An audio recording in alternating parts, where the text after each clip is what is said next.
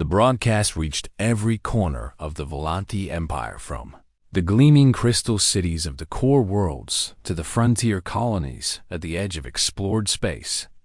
Billions of beings stopped what they were doing and listened to their empress speak. But this was not the cold and distant ruler they had known for 3 centuries. This was someone different. "My people," Salith said, and her voice carried through every speaker and every screen in 40 star systems. "I speak to you not as your empress, but as someone who has discovered a truth that has been hidden from us for far too long." In his command center, Lord Cavith frowned and ordered his technicians to cut the transmission. They could not somehow the Empress had accessed channels that even he did not know existed, and her words flowed through every barrier he tried to raise. "For 300 years, I have ruled this empire with cold logic and calculated precision," Salith continued. "I have made decisions based on what was efficient and strategic and politically advantageous. And in all that time, I never once asked myself a simple question." She paused, and across the empire, billions of beings leaned closer to their screens. "I never asked myself if any of it made me happy." Taiwan watched from beside the console, and he could see what this admission was costing her. For a being like Salith, showing vulnerability was harder than facing any enemy. "A human came into my life," the Empress said, "and he saw something in me that no one had seen in centuries. Not because I had hidden it, but because no one had bothered to look." She turned slightly so that Taiwan was visible on the broadcast, and she reached out and took his hand. "He looked at me and saw not an empress, but a person," she said. "And he asked not what I could give him, but what he could give me. And the gift he offered was the simplest and most precious thing in the universe. He offered me the chance to not be alone." Across the empire, the common citizens watched in stunned silence. They had never heard their empress speak like this. They had never imagined she could. "Lord Cavith tells you that I have been corrupted," Salith said, and now her voice grew stronger and more certain. "He says that human influence has made me unfit to rule, that our sacred bloodline must be protected from contamination. But I ask you this, my people, what good is purity if it leaves us empty? And what value is tradition if it makes us cold? And what strength is there in an empire that has forgotten how to love?" The words hit like thunderbolts. Love was not a concept that Volanti discussed in public. It was considered a weakness, a biological necessity that civilized beings had evolved beyond. And here was their empress saying it out loud to the entire galaxy. "I have lived for over 300 years," Salith continued, "and I have been alone for most of them. And I am telling you now that loneliness is not strength. It is a prison. And a human showed me the door." In the command center, Cavith's face had turned an ugly shade of dark purple. "She has lost her mind," he snarled. "Mobilize all forces and take the bunker. I want them both captured immediately." But his officers exchanged uncertain glances. They were watching the same broadcast as everyone else, and something was shifting in the room. "I do not ask you to abandon our traditions," the Empress said through the screens. "I ask only that you consider whether traditions that leave us cold and empty are worth preserving. I ask you to look at your own lives and ask yourselves, when was the last time you felt truly happy? And when was the last time someone saw you as more than your role or your status or your usefulness? And I ask you to imagine a different way." She squeezed Taiwan's hand. "Humans live such brief lives compared to us," she said. "But they have learned something that we in our eternal wisdom have forgotten. They've learned that the meaning of life is not in how long you live, but in how deeply you connect with others. They have learned that vulnerability is not weakness, but the greatest courage. And they have learned that love, real love, is worth any risk." Taiwan stepped forward to stand beside her fully in the frame. "I am Commander Yun Taiwan of Earth," he said, and his voice was steady and calm. "And I want you to know that I did not ask to court your empress because I wanted power or wealth or status. I asked because I saw a woman who had been carrying a burden too heavy for one person to bear alone, and I wanted to help her carry it. That is what humans do, he said. We find people we care about, and we carry each other's burdens. And we make each other stronger, not through cold logic or strategic calculation, but through something much simpler, through love. The word rang out across the empire. And this time, it did not sound like weakness. It sounded like a promise in cities throughout Volanti space. Ordinary citizens began to move. They had lived their entire lives under the weight of a culture that told them emotions were primitive and connection was inefficient, and they had accepted it because they had never known anything else. But now their empress was standing before them saying that there was another way, and they began to believe. Herkaveth's soldiers found themselves facing crowds of civilians who refused to move. His officers received messages from their families asking them to reconsider. His allies in the noble houses suddenly became unavailable to take his calls. By the time his forces reached the bunker, they found that half of them had quietly switched sides. Himself was dragged before the empress 3 hours later, his wrists bound and his face twisted with fury. This is not over, he spat. You have betrayed everything our people stand for. No, Saleth said, and her voice was calm and certain. I have given our people permission to want something better. She looked at Taiwan and smiled. A real smile that transformed her ancient face. A human taught me that the greatest strength is not in standing alone at the top, she said. It is in having someone willing to stand beside you. Kaveth was exiled to a remote world at the edge of the empire, stripped of his titles and his power, but the real victory was not his defeat. The real victory was what came after, in the months that followed. The Volanti Empire began to change, not overnight and not completely, but slowly and surely. The cold logic that had governed their civilization for millennia began to make room for something warmer. Citizens who had never spoken about their feelings began to open up. Families who had treated each other with formal distance began to actually connect, and an empress who had been frozen for 3 centuries began to. Taiwan and Saleth stood together on the imperial balcony watching the twin suns set over the crystal city. You have ruined me, Saleth said, and there was wonder in her voice rather than accusation. How so? I cannot remember how to be cold anymore, she said. You have made me feel things I thought I had forgotten, and now I cannot imagine going back to the way I was before. Is that a bad thing? No, the Empress said softly. It is the best thing that has ever happened to me. She turned to face him, and in the fading light of the twin suns, she was the most beautiful thing he had ever seen. You asked for the chance to make me happy, she said, and I want you to know that you have succeeded. I have only just begun. Taiwan replied with a smile. Good, Saleth said, because I intend to keep you for a very long time.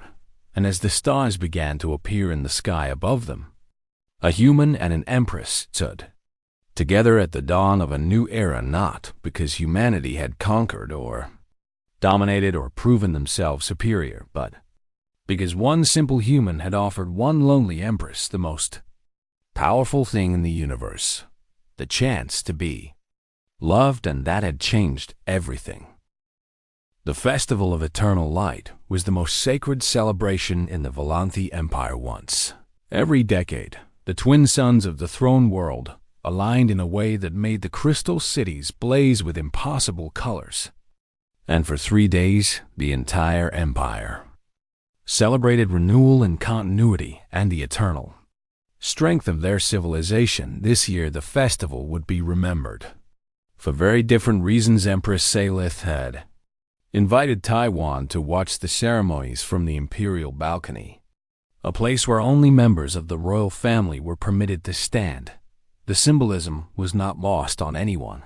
You understand what this means, Saleth said as they looked out over the crowds gathered below. I think so, Taiwan replied. You are telling your people that you consider me family.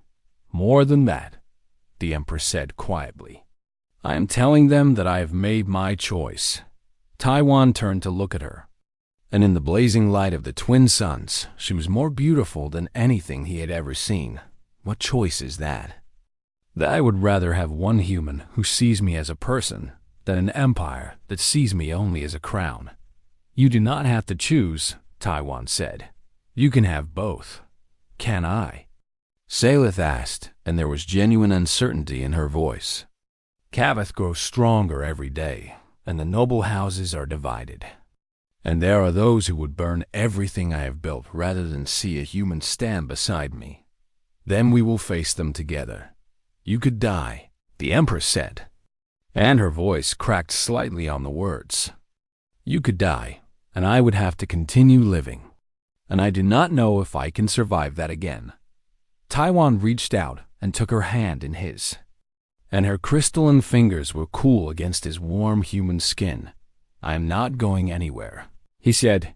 You cannot promise that. You are right, Taiwan admitted. But I can promise that whatever time we have together will be worth more than an eternity of being alone. Saleth did not answer with words instead. She leaned down and pressed her forehead against his in the Volante gesture of deep trust. And for a moment they stood together in perfect stillness while the festival blazed around them. That was when the explosion happened. The Imperial Guard stations throughout the palace erupted in fire and chaos. And suddenly armed soldiers wearing the colors of Lord Cavith were streaming through the corridors. The coup had begun. We have to move, Saleth said. And her voice had shifted instantly from vulnerable to commanding. She pulled Taiwan away from the balcony, just as plasma bolts began streaking past where they'd been standing. They ran through the palace corridors, while the sounds of battle echoed all around them, and loyal guards fell in beside them wherever they could. But Cavith had planned well, and for every loyal soldier, there were 3 who had been bought or threatened into supporting the rebellion. The throne room is lost, one of the guards reported grimly. Lord Cavith has declared you unfit to rule due to human corruption. How many of the noble houses support him? Saleth asked. At least half, Your Majesty. The Empress's face was a mask of controlled fury. But Taiwan could see the pain beneath it. This was her family turning against her, her people choosing tradition over change.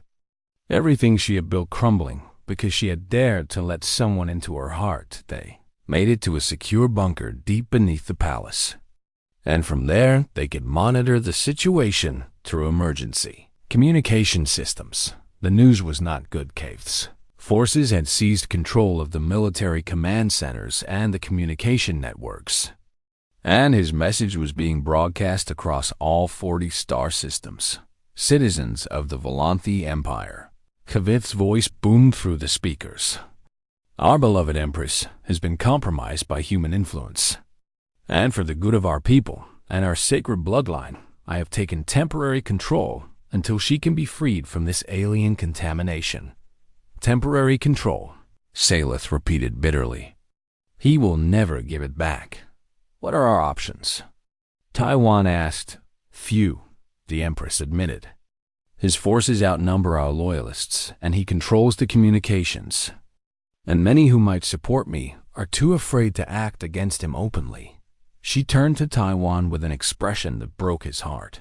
If I renounce you publicly and declare that our courtship was a mistake, Cavith will have no excuse to continue his coup, and I might be able to regain control.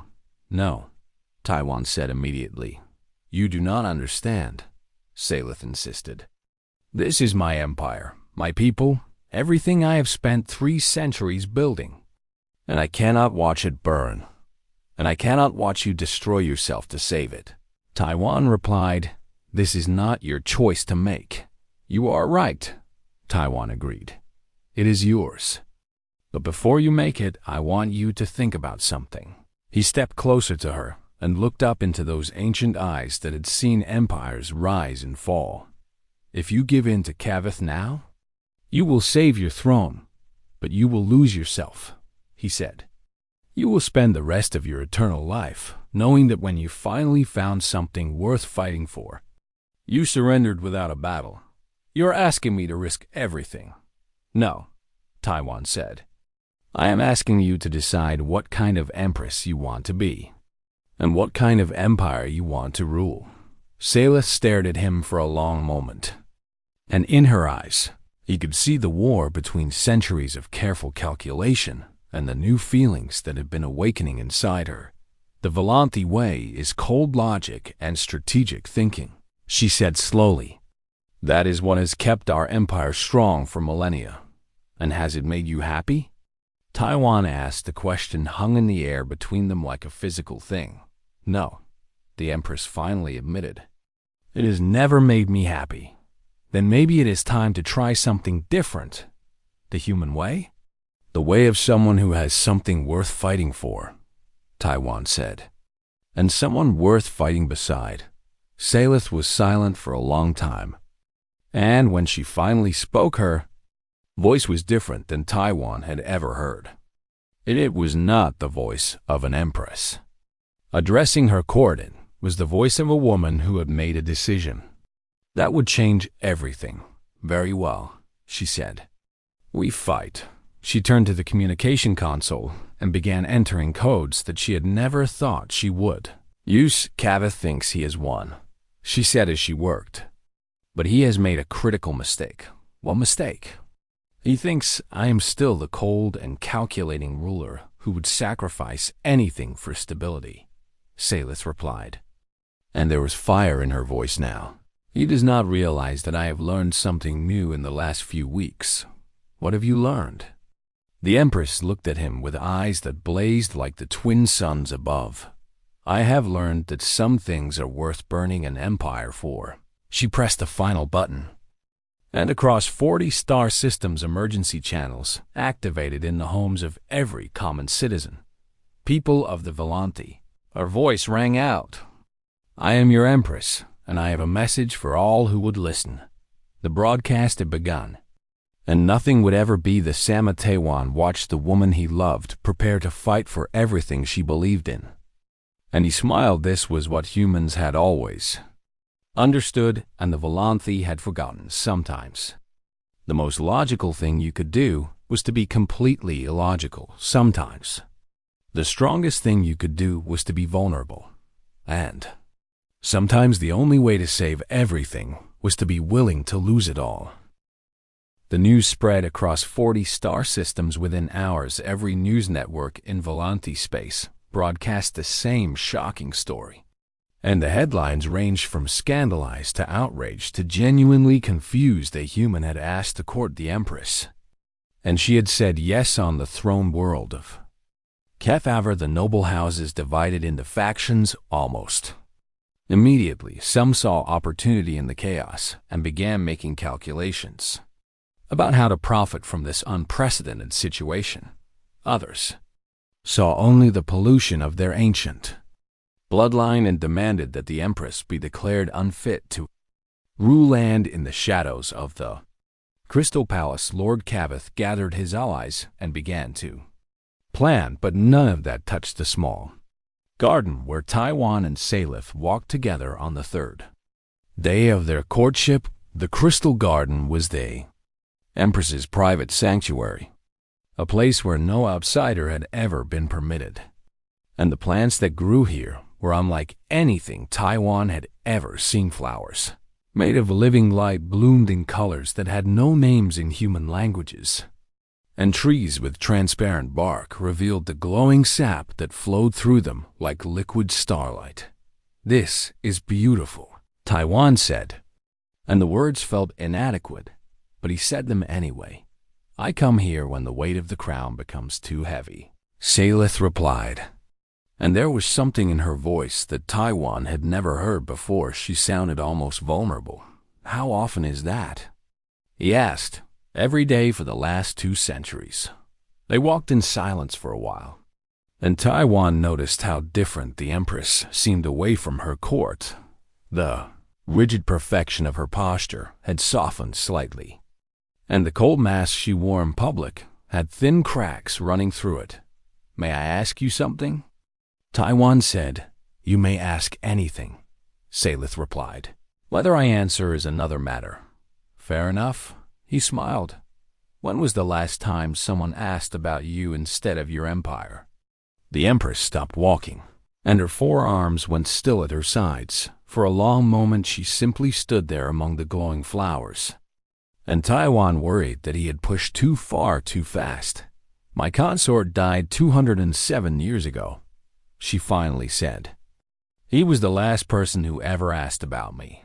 I am sorry. It was a long time ago," Salith said. But the way she said it made Taiwan think that for an immortal being 200 years might not be as long as it sounded. What was he like? Taiwan asked, "Why do you want to know?" "Because he mattered to you," Taiwan said simply. "And anything that matters to you matters to me." Salith turned to look at him, and her expression was strange and complicated in ways that Taiwan could not fully read. "He was kind," she said at last. "In a world where kindness is seen as weakness, he was kind anyway. And I loved him for it. That does not sound like weakness to me." "No," the Empress agreed softly. "I suppose it does not." They continued walking through the garden, and Taiwan told her about Earth. He told her about the oceans and the mountains and the way the sky turned orange and pink at sunset. And he told her about his family and his childhood and the dreams he had carried with him to the stars. In return, Salith told him about the early days of her reign, about the wars she had fought and the peace she had built, and about the terrible loneliness of watching everyone she had ever known grow old and die while she remained unchanged by the time the twin suns began to set. They had been talking for hours, and neither of them wanted to stop. "I should return to the palace," Salith said reluctantly. "There are matters that require my attention." "There are always matters that require your attention," Taiwan observed. "When was the last time you did something just because you wanted to?" The Empress considered the question seriously. "I cannot remember," she admitted.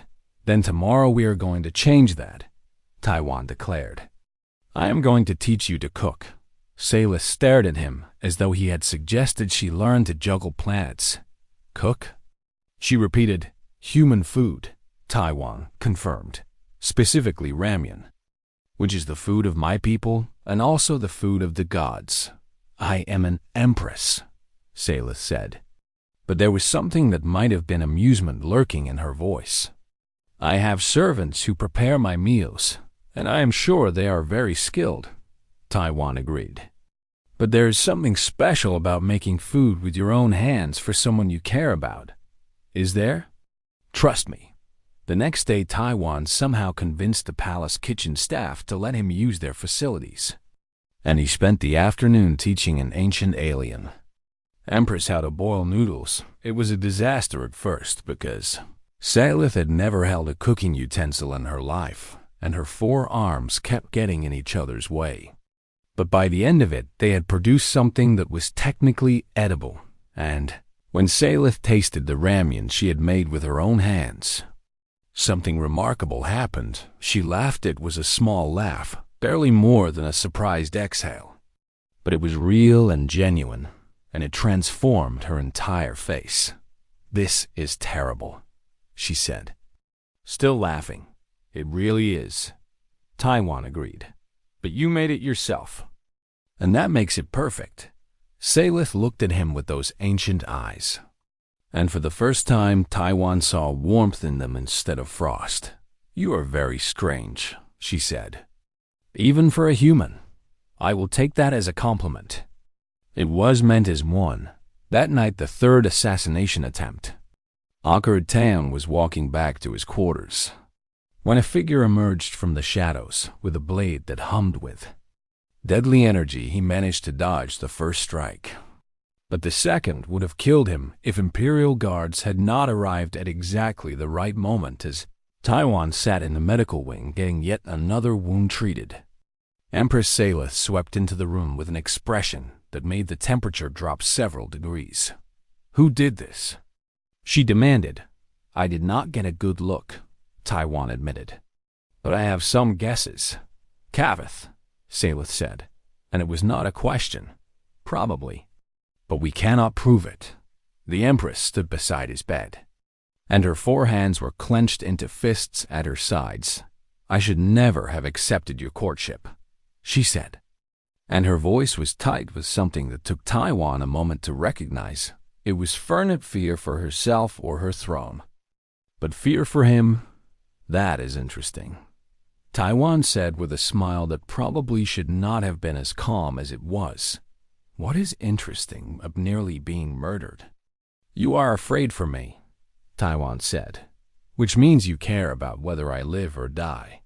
Which means this courtship is working. Salith stared at him for a long moment, and then she made a sound that was somewhere between a laugh and a sigh. You are impossible, she said. So I have been told. I have not felt fear for another person in over 200 years, the Empress admitted quietly. And I am not certain I like the sensation. That is what it feels like to care about someone, Taiwan told her. It is terrifying and wonderful at the same time. Salith reached out with one of her four hands and gently touched the bandage on his arm. I will not let them hurt you again, she said, and there was steel in her voice. I know you will try, Taiwan replied, but I am more worried about you. About me? You are changing, Taiwan said, and change is frightening, especially for someone who has been the same for 3 centuries. The Empress was quiet for a long time. You see too much, she finally said. Only because I am looking, Taiwan replied. I think you have been waiting a very long time for someone to really see you. In the crystal garden, a flower bloomed that had not opened in 200 years, and in the heart of an Empress walls that had stood for centuries began to crumble. The throne room was even more magnificent in the morning light crystals. In the walls caught the rays of the twin suns and scattered rainbows across every surface. And the effect was like standing inside a frozen explosion of color. Empress Salith sat upon her throne with all four hands resting on the armrests, and her face was as unreadable as polished stone. The court had assembled in full force because no one wanted to miss the wonders moment when the human revealed. His true nature nobles in flowing robes of woven light stood in precise ranks according to their status, and ambassadors from a dozen worlds watched from their designated alcoves. And somewhere in the crowd, Lord Cavith stood with his arms crossed and a sneer on his crystalline face. Cavith was the Empress's cousin and her closest living relative, and everyone knew he had spent the last 2 centuries positioning himself to inherit the throne. The arrival of a human with a blank check from the Empress had not improved his mood. Taiwan walked down the central aisle with his head held high, and he could feel hundreds of eyes tracking his every step. His shoulder still ached faintly from where the plasma bolt had struck him, and he used that pain to keep himself focused. Human, the Empress said, and her voice echoed through the chamber like the chiming of distant bells. You requested this audience to deliver your answer. I did. Your Majesty, the court is assembled as witnesses, she continued, and whatever you ask shall be granted. For a life debt among my people is sacred beyond all other obligations. Taiwan nodded and took a deep breath. He had practiced this speech 100 times during the night. But now that the moment had arrived, his carefully prepared words seemed inadequate, so he decided to simply speak from his heart instead. Your Majesty, he began, in the hours since you saved my life from the assassin's poison, I have had time to think about what truly matters. A murmur rippled through the crowd at his choice of words, and several nobles exchanged confused glances. The human was speaking as though the Empress had saved him rather than the other way around. I could ask for wealth, Taiwan continued, but wealth is meaningless to a man who has enough. And I have always had enough. The murmur grew louder. I could ask for power, he said. "But power is a burden that breaks those who carry it alone. And I have seen what that burden does to those who bear it." He looked directly at the Empress as he spoke, and something flickered in her ancient eyes. "I could ask for territory or ships or political influence," Taiwan said. "But none of those things would make me happy. And I have learned that happiness is the only currency that truly matters." Lord Cavath laughed from his position in the crowd, and the sound was sharp and mocking. "Get to the point, human," he called out. "Tell us what you really want, so we can all see your species' famous greed." Taiwan ignored him and kept his eyes on the Empress. "What I want," he said slowly and clearly, "is you." The silence that followed was absolute. Even the ambient hum of the Crystal Palace seemed to fade away as every being in the room processed what the human had just said. "I am asking for the chance to court you." Taiwan continued into that shocked silence, not as a political arrangement or a strategic alliance, but as one person who wants to know another. The explosion of outrage came from every direction at once. Nobles shouted about insults to the throne, and ambassadors demanded clarification. And Lord Cavath's face twisted with fury as he pushed through the crowd toward the center aisle. "This is obscene," Cavath snarled. "This primitive creature dares to suggest that he is worthy of our Empress?" "I never said I was worthy," Taiwan replied calmly. "I said I wanted the chance to try." "You should be executed for such presumption," Cavath spat. "Perhaps," Taiwan agreed. "But that is not your decision to make." All eyes turned to the throne where Empress Salith sat motionless as a statue. Her expression had not changed during the entire exchange, and her eyes gave nothing away. And for a long moment, she simply studied the human who had asked for something no one in 3 centuries had ever offered her. "Why?" she finally asked, and her voice cut through the noise of the court like a blade through silk. The hall fell silent again. "Because I saw your face when the assassins attacked," Taiwan said. "And for just a moment before you composed yourself. I saw someone who was tired of being alone." Salith did not respond, but one of her 4 hands tightened almost imperceptibly on the armrest. "I do not want your throne," Taiwan continued. "And I do not want your empire, and I do not want anything that you rule over." He took a step closer to the throne, and the guards tensed but did not move to stop him. "I want to make you smile," he said simply. "I want to show you that even an empress deserves to be seen as more than her crown." "You are a fool," Lord Cavath hissed. "Probably," Taiwan admitted without looking away from Salith. "But I would rather be a fool who tried than a wise man who never took the chance." The Empress rose from her throne, and the movement was so sudden that several nobles gasped. She descended the steps until she stood directly in front of Taiwan. And this close, he could see the faint patterns of light that moved beneath her crystalline, skin-like thoughts made visible. "You understand what you are asking," she said. "And it was not a question. I do. You understand that my court will oppose this, that my nobles will see you as a threat, that there are those who would kill you rather than see a human beside their empress." "I survived 1 assassination attempt yesterday," Taiwan said with a slight smile. "I suppose I can survive a few more." Something happened then that made the entire court hold their breath. The corner of the Empress's mouth twitched upward, and for just a fraction of a second, something warm flickered in her frozen eyes. "Very well," she said, and her voice carried to every corner of the hall. "I accept your courtship." The chaos that erupted was unlike anything the throne room had ever witnessed. Nobles shouted and argued, and several fainted dramatically. And Lord Cavath looked as though he might explode with rage.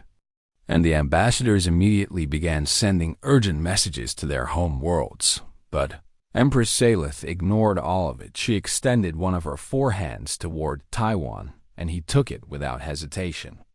And together they stood in the eye of the storm they had just created. "You have no idea what you have gotten yourself into," she said quietly so that only he could hear. "Neither do you," Taiwan replied. "But I think that is part of the fun." And somewhere deep in the frozen heart of an ancient empress, something that had been sleeping for 200 years began to wake up. Commander Yun Taiwan was not supposed to be here. He was a logistics officer, a man who spent his days counting supply crates and organizing shipping manifests. And somehow he had ended up standing in the most important room in 40 star systems with blood running down his face. The grand ceremonial hall of the Volanthe Empire stretched before him like a cathedral made of living crystal. And hundreds of alien dignitaries stared at him with expressions he could not read. 10 minutes ago, he had been walking through the service corridors with a data tablet in his hand, checking inventory numbers for the human diplomatic delegation. And then he had heard the screaming. He had not thought about what to do next. And his body had simply moved. The assassins had come from the shadows like ghosts. 3 of them with plasma weapons aimed at the tall, luminescent figure on the throne. And Taiwan had done something incredibly stupid. He had jumped in front of an empress. The plasma bolt had struck him in the shoulder instead of her chest. And the pain had been unlike anything he had ever experienced. But he had stayed on his feet long enough to tackle the nearest assassin to the ground. The Imperial Guards had finished the rest. And now Taiwan stood swaying in the center of the hall, while the most powerful being in this sector of the galaxy looked at him with eyes like frozen starlight empress.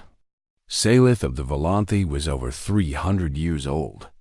And in all that time, no one had ever seen her express genuine emotion. She stood nearly 8 feet tall, with 4 graceful arms and skin that seemed to glow from within like moonlight trapped in crystal.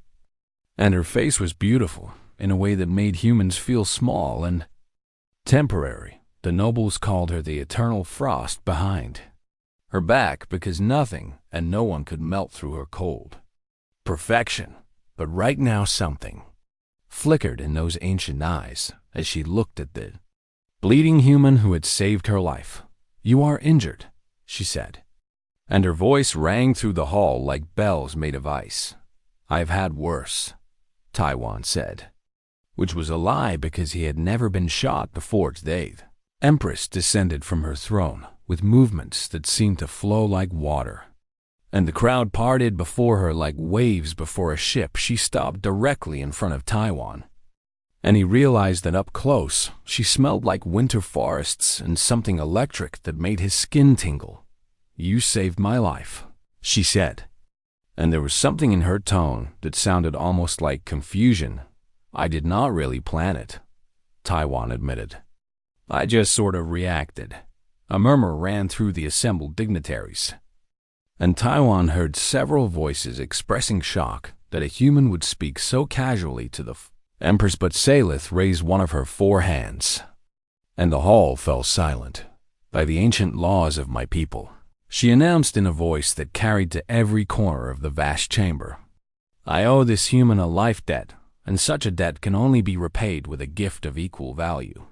She turned to face her court, and her crystalline features hardened into something regal and absolute. "I will grant this human one wish," she declared. "Anything within my power to give, and let none dispute this." The reaction was immediate, and intense ambassadors whispered urgently to their aides, and noble houses exchanged calculating glances. And somewhere in the crowd, Taiwan heard someone laugh bitterly and mutter about human greed. Everyone knew what humans were like. After all, humanity had only been part of the galactic community for 50 years. And in that time, they had earned a reputation as ambitious opportunists who would do anything to advance their position. The betting would start within the hour. And Taiwan knew exactly what everyone expected him to request: a star system perhaps, or exclusive trade rights, or maybe a fleet of warships to make Earth a real power in galactic politics. These were the things that mattered to species who had been playing power games for millennia. Empress Salith turned back to him, and her expression was carefully neutral in that way that powerful people used to hide their true thoughts. Name your wish." "Human," she said, "and it shall be yours." Taiwan opened his mouth to speak. But then he stopped. He looked at the Empress, really looked at her for the first time. And he saw something that made his heart ache in an unexpected way behind the perfect mask of eternal royalty, behind those eyes like frozen stars. He saw exhaustion, he saw loneliness so deep and so old that it had become invisible to everyone who had stopped really looking at her centuries ago. He saw someone who had been standing alone at the top of an empire for so long that she had forgotten what it felt like to have someone stand beside her. "I need time to think," Taiwan said. The hall went silent in a different way this time, and the silence was heavy with surprise. "You do not know what you want?" the Empress asked, and there was genuine curiosity in her voice now. "I know exactly what I want," Taiwan said, "but I need to think about how to ask for it properly." Something shifted in the Empress's expression, something subtle that Taiwan could not quite identify, and she nodded once. "You will be taken to the Imperial Medical Wing to treat your wounds," she said, "and when you have recovered, you will give me your answer." The guards came forward to escort him, and as Taiwan walked away, he could hear the explosion of whispered speculation behind him. The human was playing some kind of angle, they said, and he was trying to negotiate for something bigger than anyone expected. They were wrong. But Taiwan did not bother to correct them. In the medical wing, the Volanti doctors worked on his shoulder with technology that seemed like magic.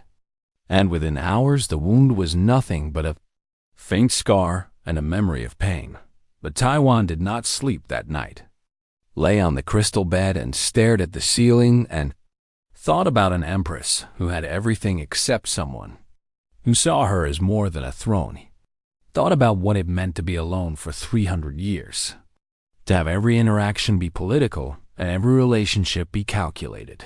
He thought about how humans lived such short lives compared to the Volanti, but somehow they packed more genuine connection into their brief years than these ancient beings, experienced in centuries. And he thought about the look in her eyes when she had asked if he knew what he wanted by morning. Taiwan had made his decision. It was going to cause chaos, and it might get him killed, and it was absolutely the most foolish thing he had ever considered doing.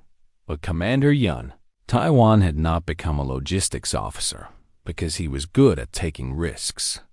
And perhaps it was time to try something different.